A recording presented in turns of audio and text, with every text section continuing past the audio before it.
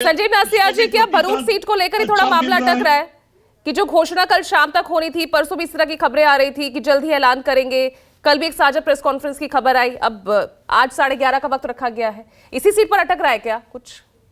देखिए पूजा जी, मैं एक चीज क्लियर कर देता हूँ कि देश के प्रधानमंत्री इतनी बड़ी बड़ी बात कर रहे हैं कि 400 के पार वो जीतने जा रहे हैं।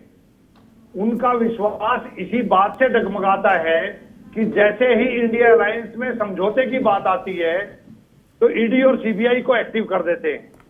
पूरी तरीके से एक एक आदमी की पार्टी को साथ में जोड़ के वो कहते हैं कि हमारा एनडीए के अंदर 40 से ज्यादा दल है। वहां पर कोई क्लियरिटी नहीं है। इंडिया अलायंस में जिस तरीके से एक स्ट्रेटजी के तहत, क्योंकि देश के प्रधानमंत्री पूरे तरीके से लोकतंत्र को क्रश करने पे लगे हुए हैं।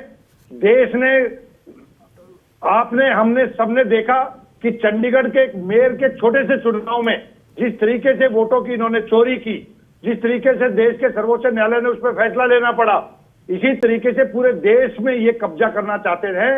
लेकिन अब 10 साल का हिसाब देने का समय है। अभी सिद्धार्थ यादव जी बोल रहे थे कि हमारी गाड़ी तो एक्सप्रेस वे पे चल रही है।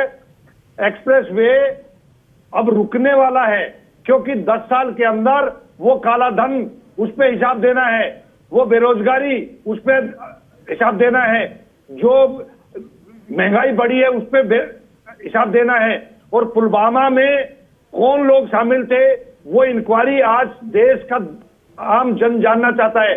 देश के किसान आज रोड पे बैठे हुए हैं। देश ने देखा महिला पहलवानों पे जिस तरीके से अत्याचार किए गए, जिस तरीके से मणिपुर को जलाया गया, जिस तरीके से मेवात में एक साजिश रची गई, तो कुल मिला के इंडिया अलायंस अब मेरे सवाल का भी जवाब दे दीजिए। अब मेरे सवाल का भी दे दीजिए जवाब, जो मैंने आपसे पूछा भरूच सीट को लेकर। आप तो उम्मीदवार की घोषणा तक कर चुके हैं। कॉन्फ्रेंस अभी पूजा जी आधिकारिक प्रेस कॉन्फ्रेंस होने वाली है, उसके बाद आपको देश को सारा जवाब मिल जाएगा। कोई किसी तरह की इंडिया अलायंस में आम आदमी पार्टी और कांग्रेस के बीच में कोई भी चीज ऐसी नहीं बची हुई है। पूरी क्लैरिटी हो चुकी है और देश का आम जन 1 to 1 इलेक्शन चाहता है, और 1 to 1 इलेक्शन में